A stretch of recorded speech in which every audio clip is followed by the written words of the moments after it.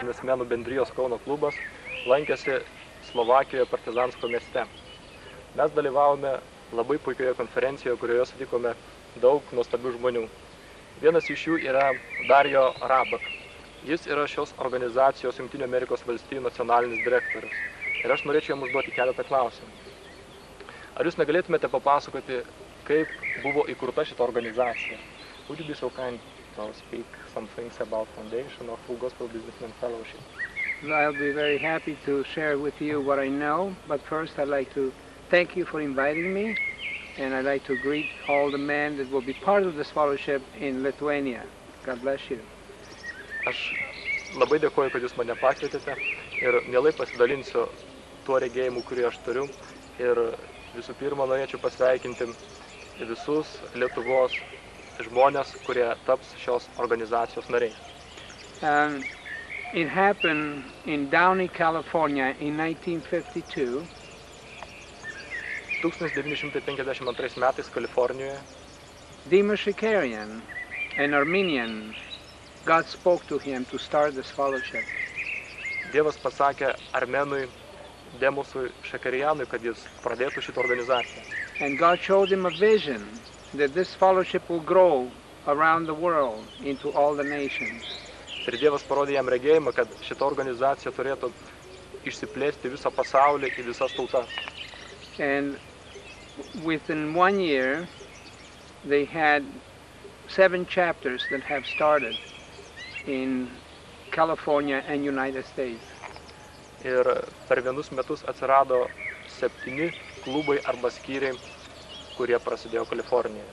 And then very quickly, the chapters started to grow around the world. Ir labai greitai šitie klubai pradėjo plisti į visą pasaulį.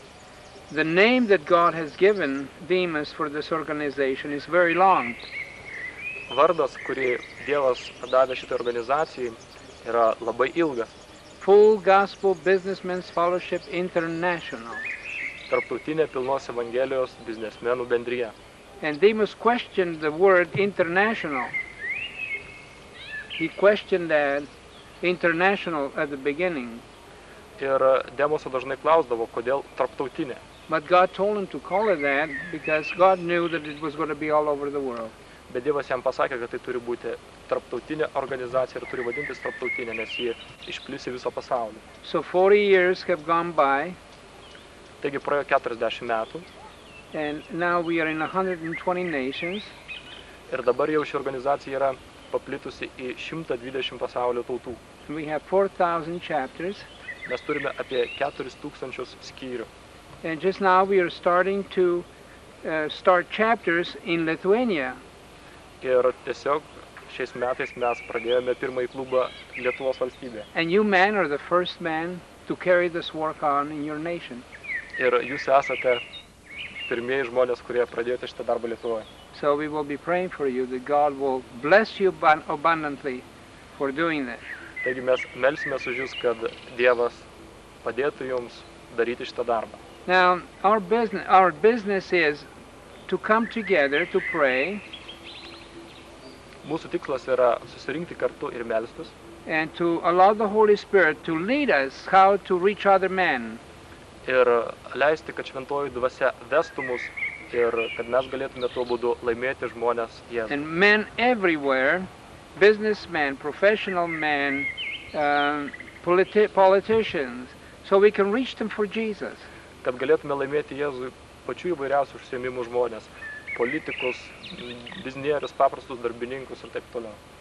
Through this kind of ministry, when we reach men, especially businessmen and professionals, and they become good Christians, ir tokiu būdu, kai žmonės yra laimimi Jėzui, jie tampa gerais krikščionimis.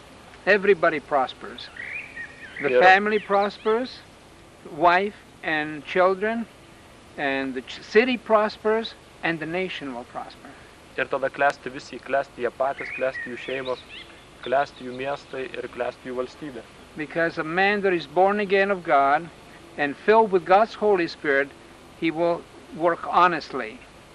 Nes žmogus, kuris yra atgimęs iš aukšto ir prisipildęs šventosios dvasios, jis dirba sąžiningai. And also there is a gentleness that comes with this new birth that God gives us, and a joy and a peace that's passed on to others around us. Ir taip pat žmonės įgauna savyje šitą švelnumą ir ramybę, kuri sujungia jos tarpusavyje. So, with that kind of transformation in a man, everybody prospers. Ir kai žmoguje įvyksta tokio pobūdžio pasikeitimas, tada visi klesti. And God is pleased with the ones that are carrying on this work. Ir Dievas yra patenkintas matyti žmonės, kurie atlieka šitą darbą. So, if you're obedient, God will bless you. Taigi, jeigu jūs būsite paklusnus, Dievas palaimins jūs. But men will bless you. Because what happened to me 14 years ago, a full gospel businessman came to my store and invited me to a full gospel meeting. 14 years ago. Yes. Prieš 14 metų jis pats, Dario Rabakas, buvo pakviestas į vieną susirinkimą Pilnos Evangelijos biznesmenų bendriją. I went to church for 49 years of my life, every Sunday. Jis vaikščiodavo į bažnyčią kiekvieną sekmadienį 49 metus. I had a fear of God in my heart, but I didn't know Jesus in a personal way. Jis turėjo Dievo baimę savo širdyje, bet nepažino Jėzaus asmeniškai. And this full gospel businessman asked me to come with him, and I gave my heart to Jesus, and I've been a new man ever since. Ir šitas žmogus iš Pilnos Evangelijos biznesmenų bendrijos pakvietė mane atiduoti savo širdį Jėzui ir aš tapau visiškai naujų žmogumi. The most important thing of my life has been that peace that God has brought in my heart, and that joy and contentment to live the life that God has given me. Svarbiausias dalykas mano gyvenime tai buvo ramybė, kurią aš gavau ir tas pasitenkinimas, kurį Dievas įliejo į mano gyvenimą. So my wife is a lot happier Ir mano žmona with my attitude, pasidarė žymiai laimingesnė dėl mano elgesio pasikeitimo. and my children Mano vaikai receive taip pat, much more loving jie gavo žymiai daugiau meilės than everybody around me. ir visi aplink mane. So God is pleased, and people are pleased. Taigi Dievas yra patenkintas ir žmonės yra patenkinti. So give your heart to Jesus, Taigi atiduokite savo and let širdį Him Jėzui change the man that you are, and watch and see how beautiful it'll be for Him and for you. ir leiskite Dievui pakeisti save ir pamatysite, kaip tai bus nuostabu ir jums pačiams, ir jums patiems, ir kaip Dievui tai patiks. Now, the story of Full Gospel is very, very long, but there is a book we have. It's called Happiest People. Pilnos Evangelijos biznesmenų bendrijos istorija iš tiesų yra labai ilga, tačiau mes turime knygą, kurioje yra aprašyti pagrindiniai dalykai. And we will make sure that you have a supply of those books to give out to people in your city and in your country. Šita knyga vadinasi Laimingiausi pasaulyje žmonės ir aš esu tikras, kad greitų laikų jūs turėsite vertimą lietuvišką, kurį galėsite platinti savo šalyje. So that those things that I can't tell you in a short time, you will be able to read and get the whole picture. Tai yra šitie dalykai, kuriuos aš galiu papasakoti per trumpą laiką. O perskaitę knygą jūs susipažinsite su pilnu šitos organizacijos paveikslu. Amen. Any other, if you have questions, you... Yes, of course. Dar norėčiau paklausti jūsų,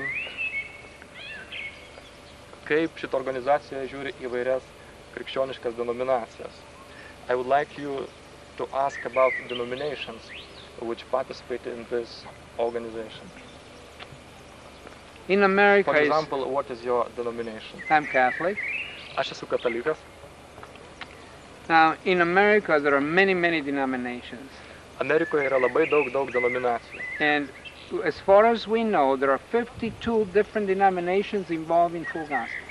Ir kiek aš žinau, yra 52 denominacijos įtrauktos į darbą šitoje bendrijoje. Now, I was born a Catholic and went through Catholic school, and I went to Catholic church for 49 years. Aš gimiau katalikų šeimoje ir gyvenau kaip katalikas ir vaikščiau katalikų mokyklą 49 metus. I didn't know any other denomination and how they work. Ir aš nepažinau jokių kitokių denominacijų, kaip jos dirba. But I was also cautioned not to go to other churches and other denominations, to stay in with the Catholics. So caution? Caution. Said, don't go. You must not do this. Ir man sakydavo, kad tu neturi eiti į jokias kitas denominacijas, pasilikti tik tais mūsų bažnyčiai. But little did I know that once Jesus comes into my heart, that he will change that. Bet aš sužinojau, kad kai tik Jėzus eis į mano širdį, jis pakeis mane. You see, in the Holy Bible, in John chapter 17, Jesus prayed that we all be one. All people that love Jesus, that be one. Šventoji Biblijoje Jono 17 skyriuje Jėzus meldėsi, kad visi žmonės būtų viena. I started to go to the Assemblies of God church. Assemblies of God is Pentecostal church, soon after I was born again. Ir netrukus aš pradėjau vaikščioti į Sekmininkų bažnyčią ir tenai aš atgimiau. And why?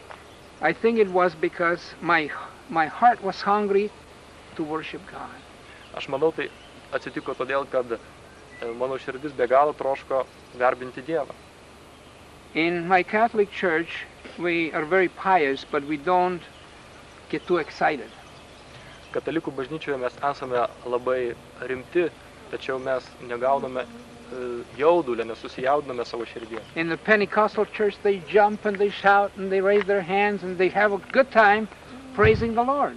Ir Sekmininkų bažnyčioje jie šokinėja, džiaugiasi, gieda giesmes ir jie turi puikų laiką susirinkimuose. In my heart there was such desire to do the same. Ir mano širdyje buvo tas pats troškimas daryti So tos pačius dalykus. for 3.5 years I was going to the Pentecostal church. Taigi 3,5 metų aš vaikščiau į Sekmininkų bažnyčią. And I learned how to pray out loud, pray for people. Ir aš išmokau, kaip galima melstis, kaip reikia melstis už žmonę. And I learned how to listen to God's voice. Ir aš išmokau, kaip reikia klausyti Dievo balso. You see, when you use this wonderful gift of tongues to pray, praying in the Spirit, Matote, kai jūs naudojate šitą nuostabią kalbų dovaną, meldimąsi dvasioje, something wonderful happens because your mind is not active in that action. Your mind is loose. įvyksta kažkas tai nuostabaus, nes tuo metu jūsų protas nieko nedaro, jisai lieka laisvas. But as you're using that gift, you get built up inside spiritually, so you become filled with God's Holy Spirit. Bet kai jūs naudojate šitą dovaną, jūs savyje prisipildote dvasios.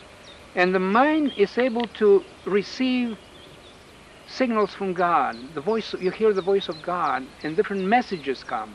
Ir tada mano protas pradėjo gauti pranešimus iš Dievo. Į mano galvą pradėjo ateiti mintis iš Dievo.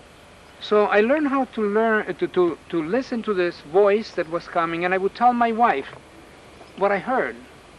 Taigi aš išmokau klausyti Dievo ir aš pasakojau savo žmonai, ką aš išgirdau. I wasn't sure that it was of God at first. Ir iš pradžių aš nebuvau tikras, kad tai Dievo balsas. But after a period of time, that every time I heard something and I told her that thing would happen. Now, it was coming later, maybe a week later, 2 weeks later, something that God would tell me ahead of time would materialize after. Bet įvykdavo taip, kad aš pasakydavau, jo kažkas tai vyks ateityje po savaitės ar po kiek laiko ir tai materializuodavo. Tai So įvykdavo. he was preparing me for this.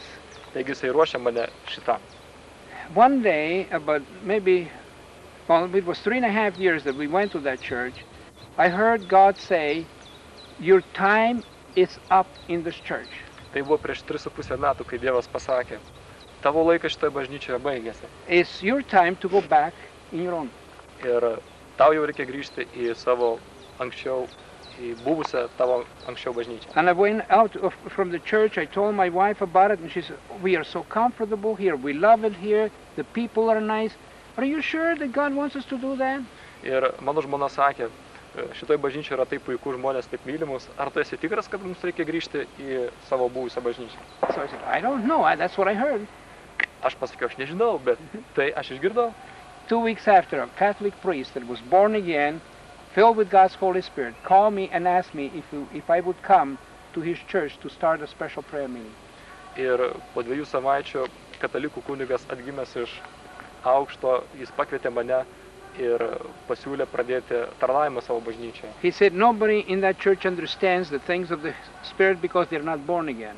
Jis sako, kad mano bažnyčioje niekas nesupranta dvasinių dalykų, He kadangi nėra žmonių atgimusių iš aukšto. He said, I need your help. Now, a priest asked me, he needs my help. Ir šitas kunigas sako, žinai, man reikia tavo pagalbos. I knew that God was speaking the truth. Ir aš žinojau, kad Dievas kalba tiesą. He wanted me there. Ir jis nukreipė mane ten. And I've been there for 11 years now. Ir aš jau ten esu katalikų bažnyčioje 11 metų. Working in the Catholic Church with the prayer meeting and worship groups and wonderful things, including prison ministry through the Catholic Church. Prison ministry too. Prison ministry. We go to prison every Sunday to preach, my wife and I, Ir for the Catholic Church. aš dabar vadovauju ir maldos grupiai, ir dirbu su šlovinimu, ir taip pat mes vaikštome į kalėjimus ir pamokslaujame ten esantiems žmonėms. And my priest, which is my pastor, he's very happy that I work with Full Gospel and the work that I'm doing in Russia, and he's always saying that he always prays for me when I travel. Ir mano pastorius, kunigas katalikų bažnyčioje, jisai sako, kad yra be galo patenkintas manimi, kad aš važinėjau buvusią Tarybų sąjungą ir dirbu ten, ir jisai sako, kad meldžiasi už mane pastoviai. It's just one example of how God is bringing unity amongst denominations through Full Gospel. Štai vienas pavyzdys,